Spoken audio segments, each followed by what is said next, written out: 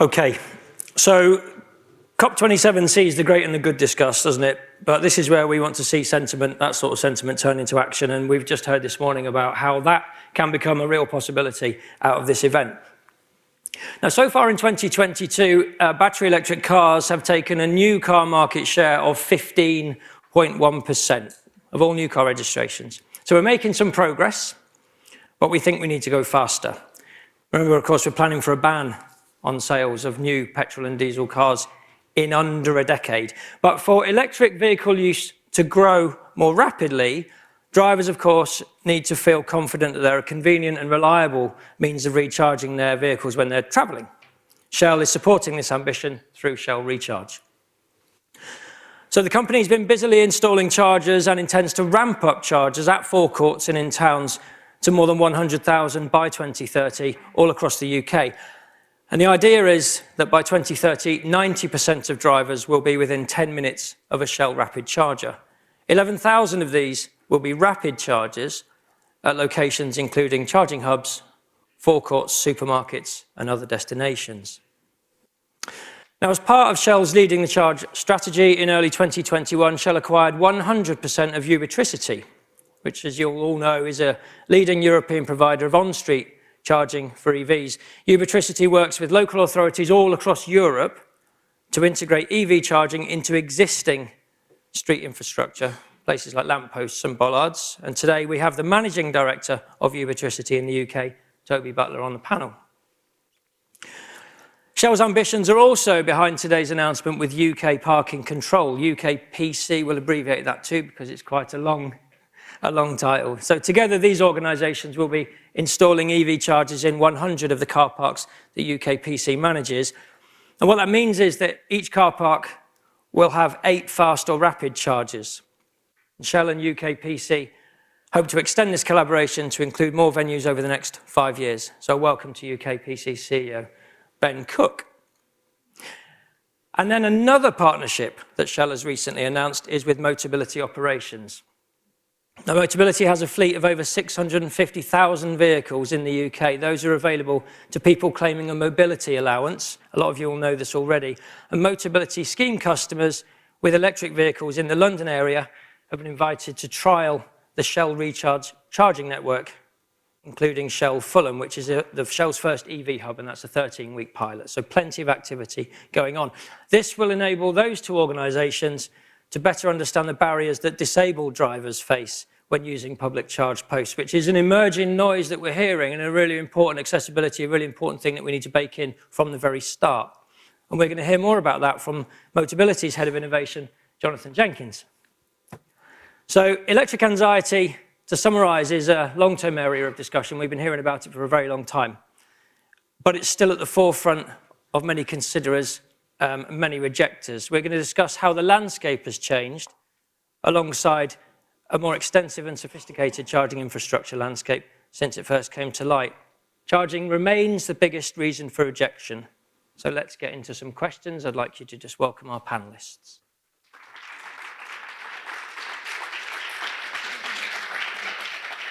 So before we begin with the questions here, just a reminder for people watching at home, if you're at home, you can join in with questions. Please submit them to the chat, and of course we'll be coming to you when we've done the questions here for any audience questions. So be ready, if you can, please. Welcome, everybody. Hello, glad you made it. I am going to ask the first question is going to go to Toby, actually. And I'm going to ask, how is Ubitricity's offer helping to build confidence in the UK public charging network?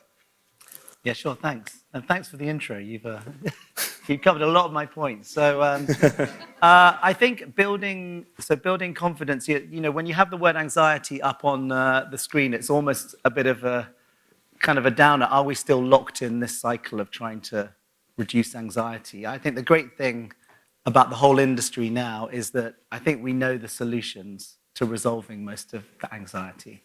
And in Ubitricity, we kind of exist for one very pointed, focused reason. And that is so that people who can't install their own private charge point, who can't park on their own driveway, they're not left behind in the whole transition to electric vehicles. So really, we want to do the next best thing to having your private home charger, which we believe is massive scale, on-street charging as close to your home as possible. And we've got over 6,000 chargers at the moment. Our approach is in the main to retrofit them into lampposts because it's so fast, it takes 2 hours to install them, it's cost effective. It just means you get the most for your money and your investment in terms of coverage. And if you look at our network, it's pretty London focused. And that is maybe our main objective now, is we believe for many of London motorists who can't install their own private charger in many boroughs, we've really kind of solved quite a big part of the problem. But we really want to move outside London and prove that we can do that all over the country. So in Liverpool now, we're starting to install 300 charge points, which is fantastic. So really moving into the north of England. But yeah, that's our mission, and we will continue to grow. I think, like you said, Shell's ambition of 100,000 chargers by 2030, a big slug of those is going to be the on-street, the majority of them. So we've got a big goal to go after. And just to follow up on that, and this might be where you guys come in as well. We hear, don't we, that 45% of all public charge points are in London and South East. How do you start to determine where you want to go next? And is that one of the reasons why you're kind of partnering?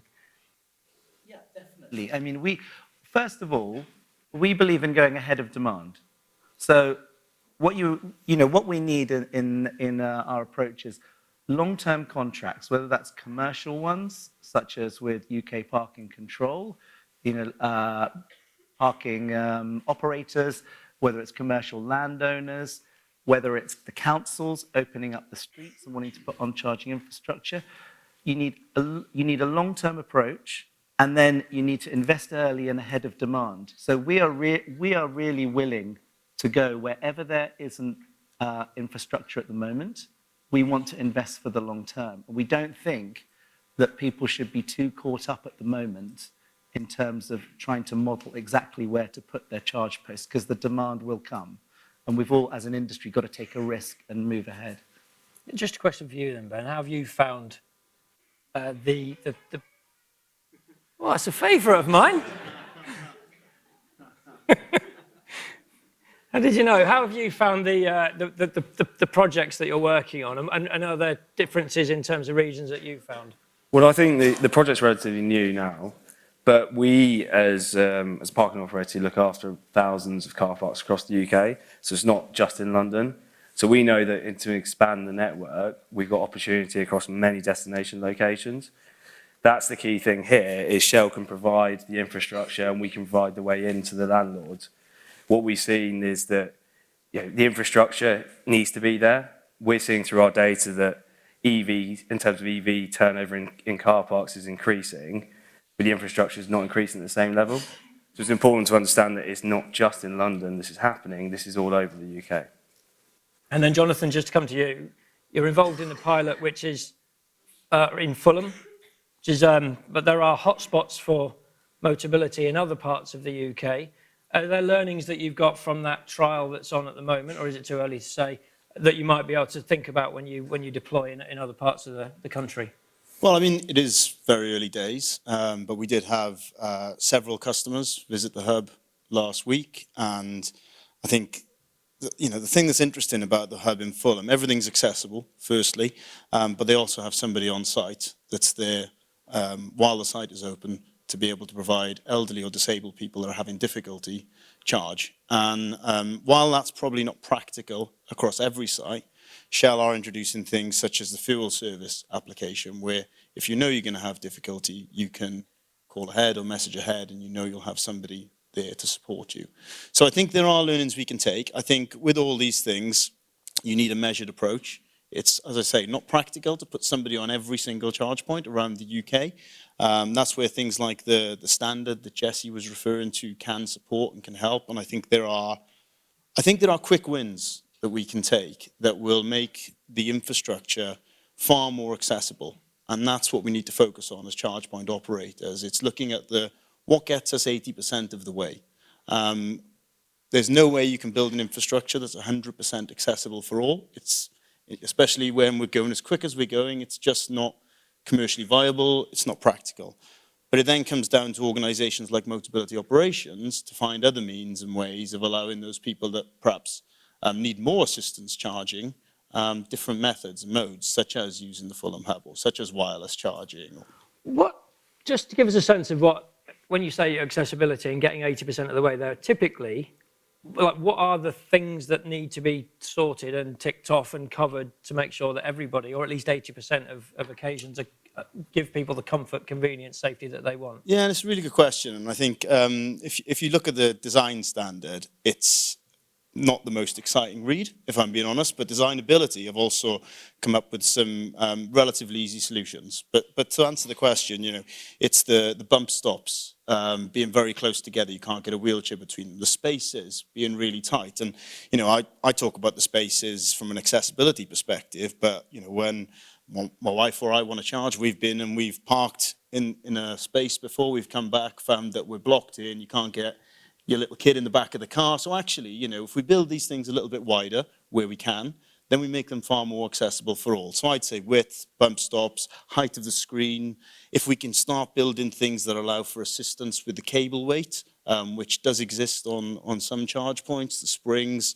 And then you look into other things that you'd never even think of, like the coloring on the screen. The coloring on the screen could mean that actually somebody with cognitive impairments wouldn't be able to use that at all. Interesting to know, Toby, a little bit more about how you plan for those things, or how you design for all of those things, those needs within something like the hub. What's the, how long does it take? How different is it to what else you've got, or is it a question of modification of existing plans? You need the studies and you need the guidelines to come out. But I think really where you hone the offer, put something in place which is really convenient and accessible and usable, is real life experience. I think that's why the pilot with Motability is great, because it's 400 EV drivers, and all with different needs, and it's 13 weeks. That's not 5 people. That is a big cohort of people, and it's great to have them focused using the Fulham Hub, but also the wider network. And I think we're going to get so much from that. And we've tried, in designing the Fulham Hub, things like the bay widths, things like the placement, how you drive in, drive out, all of these different elements. Plus, with the Fulham Hub, we've got a member of site staff which can come out and help. So I think it's sort of the perfect platform to learn as much as possible. And in this 13-week period, I hope we get a huge amount that can inform not just us, but the wider industry as well. Because we have to share this. We're at an early stage. We spoke with Shell about 2 months ago at their HQ in London, spoke to their sort of 100 senior leaders and just started mentioning these standards. And straight away, Shell have looked at it and gone, right, okay, well, let's change the design here and let's fit 4 wider, more accessible bays. And, there's a heart and mind piece here, but there's also a commercial element, right? You've mentioned 650,000 cars on the road. What we didn't mention is they're new cars and they all have to transition by 2032. 41% of them can't charge at home. That's bigger than the national average. So what you're going to have is a huge population of people reliant on the infrastructure that have accessibility needs. That's a lot of vehicles, that's a lot of utilization. You can start to quickly see that there are some commercial benefits to charge point operators here in just opening these spaces up, because you will get those customers coming before you see kind of the wider population adopt. Well, I guess a question for you related to that, Ben. How does this sort of partnership or that sort of thinking and learning, how does that fit into UKPC's overall kind of strategy? Because the accessibility part touches on what you do. Obviously, you will already have spaces for disabled drivers and so on. But then how does generally the kind of EV charging and accessibility bit come into what you're planning for? So in terms of the EV charging, we want to be pushing that out as much as possible. But again, talking about accessibility, allowing people to have access and enhance their journey whilst going through that process. We don't want it to be difficult. We want it to be easy for them to basically plug and play and charge and then go to their locations to shop and spend money on site. And that's the big push, is the destination locations. not for everybody, not just the Joe Blogs. It's got to actually support everybody else that's going through that process. Another big problem that we hear about from charge point operators, DNOs and local authorities is normally around planning, finding places to build and to invest. In the work you're doing, Toby, what are you finding challenging? What are you finding that's going well?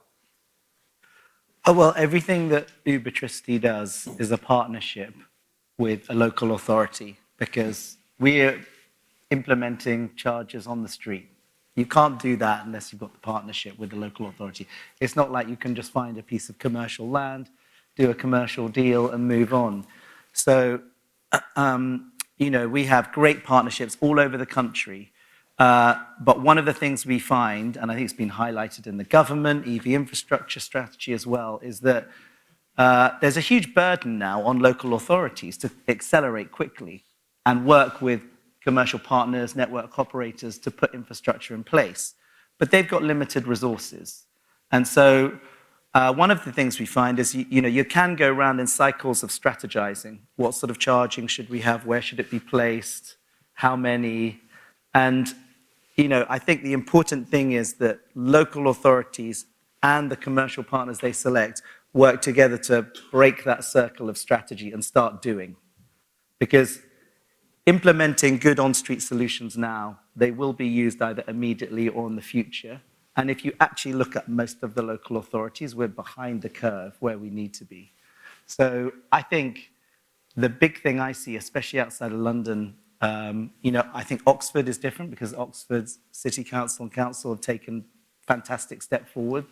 But in the main, I think that we need to step up the level of urgency and action if we're ever going to hit, you know, the right level of infrastructure for 2030. And we're ready to do it. I think central government have put together the funding and the framework. So I think now together we've got to all step up and make it happen. You mentioned Oxford just there, and Jonathan, I'm just going to come to you now. So obviously you've been doing a lot in this kind of area. Tell us about the challenges and barriers that you've been facing with the trial of the Shell recharge network, and where do you kind of choose? Where in the UK do you choose to kind of put your effort? Yeah, and it's a challenging one for us. We've got a really evenly spread customer base, and we're seeing actually an pretty evenly spread take-up of electric vehicles, which is quite interesting. So we've got 17,000 EVs on the road at the moment. I guess what we've looked at is, you know, the work in Oxfordshire and the work the county council are doing. I'll try and spare Paul's blushes here, but is really, you know, as you said earlier, it's a vanguard, and they're also thinking about accessibility. And so what we've seen is that as an opportunity to work with a council, with a local authority, to try and enable, I mentioned 41% of our customers can't have home charging. Are there things we can do there? We've got 125,000 customers in terraced houses. And Oxfordshire are coming up with ways of enabling charging when you have a terraced house, particularly if you have an accessible bay out the front. It really works and makes sense. And so we see a relationship there, being able to enable those customers living within Oxfordshire to be able to charge. What's interesting, though, is when you start speaking to other local authorities, is they're maybe not as far ahead. And so, you know, they do need support. They need charge point operator support, commercial support, and we need to work with them to try and bring them along on that journey. So already we're sharing, you know, some of these innovative solutions that we've seen, like the Gully programme in Oxfordshire. We're sharing that with other county councils, saying, can you install this for our customers? So you can quickly start to see how this can it can gain a bit of traction, a bit of momentum. But, you know, I do come back to it, and we heard it at the Transport and Energy Forum a few months ago. You know, local authorities have not got a finite amount of resource, and therefore it's important that commercial work with the local authorities to try and enable this transition. Ben, just to follow up a question for you on that, because if a local authority doesn't know where to start or doesn't have the resource to figure that out, then you would imagine that an organisation like yours will be able to help fill that kind of gap and fulfil a need for drivers. How easy are you finding it to engage with people within local authorities and just make sure that we're doing the right things? Well, in general, with landowners, it's them appreciating where it's going, where the EV world is going. And as I said earlier, touched on earlier, we have the data to prove that it's increased, and we need to be able to, in terms of EV uptake is increased, we need to be able to provide the infrastructure again that supports that increase. So that's probably the easiest way to engage them, is to understand where the world is going. I think they're focused so much in our world on what the asset is, and they don't see the car park necessarily as an asset, but more of a cost to them. It's changing that way of thinking, providing the data behind it, saying, actually, let's focus on what we can do to provide, to produce or make your car park into a more asset-rich kind of area to their business. And by doing that is engaging them on the data, and that's really important to us. And we have that data, and that's part of the reason why Shell and UKPC partnered up, is because we have that data to support what is required for the infrastructure.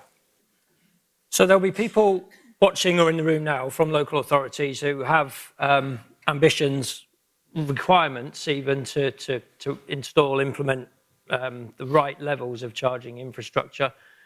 What kind of, I'll start with you, Toby, what conditions do you look for to kind of kick that off? So I think what is needed is a clear target. You need to know what you're aiming for, the number, and as a local authority, I think often the conversation is, should I be focusing on hubs, rapid hubs, or on street, or something in the middle? But from the ubitricity and Shell perspective, we say you need it all. So it's an and thing. It's not about making decisions between them, but you need to have clear targets, and then you need a clear procurement strategy. Public procurement is not simple, and it needs to be, good decisions on what public procurement frameworks, what routes to take. And then making sure that tender process, goes through efficiently, a clear outcome, and then the implementation. And we work a lot with local authorities on the positioning of the chargers and the technology, etc. But I think really it's the front end agreements that's needed, which is targets, which is the procurement approach. And then the one thing I should mention that I did before is the long-term contracts. So if it's going to be a model where it's essentially zero cost to the local authority, which is what a lot of local authorities understandably want, then you need the time to pay back that infrastructure investment. So you're not talking about a 4-year contract. It's got to be 10, 15 plus years in order for commercially it to even be viable. We've had some questions from online which do come back to that point actually around cost and monetization, which I'll ping in a minute. But before we do that, are there any questions from anyone in the audience? This is a hot spot for questions down here, isn't it? If you don't fancy it, don't come and sit here. Good morning, Paul Kirby. The question I have is perhaps the elephant in the room of cost. I know it was mentioned there online, but at the moment, Jonathan, your customers are some of the most disadvantaged in the country, and you say 41% of them have to charge publicly. And obviously, a lot of Middle England are the people that have driven the changes and have off-street parking and can charge at home at lower cost. What does the panel think about the fact that the cost differential between public charging and home charging is quite dramatic, 50, 100, 150%, and it's not viable for somebody to take an electric vehicle and just survive on public charging. And that's for businesses as well, running commercial vehicles where predominantly the people driving them don't have off-street parking. When do we see that cost differential changing, and how can we handle it in the short term? I'll give it so I think you're completely right to bring this up. So, we want convenient, fair-priced charging. That's what we have to deliver.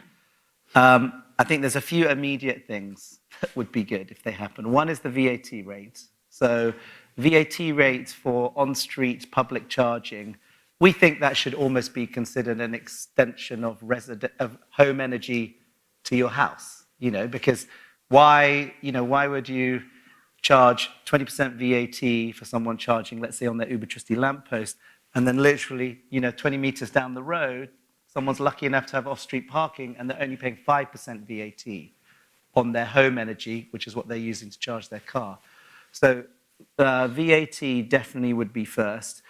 And then what we're trying to do at Ubitricity is we're trying to do everything we can to deliver fair price charging. So we just now have gone to 2 tariffs over 24 hours in the majority of our network, which means that we brought our price down for 21 hours of the day, the per kilowatt hour price, and then we have a peak pricing.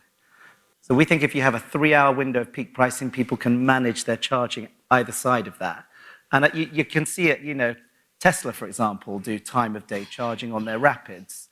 You know, we have our peak pricing and our standard lower pricing, and we'll help people with the apps scheduling their charging. So I think the whole industry, apart from the VAT side, which, you know, we would like to be done immediately, the reduction for on-streets, then the other side is becoming much cleverer about how we help people charge at cheaper time of the day.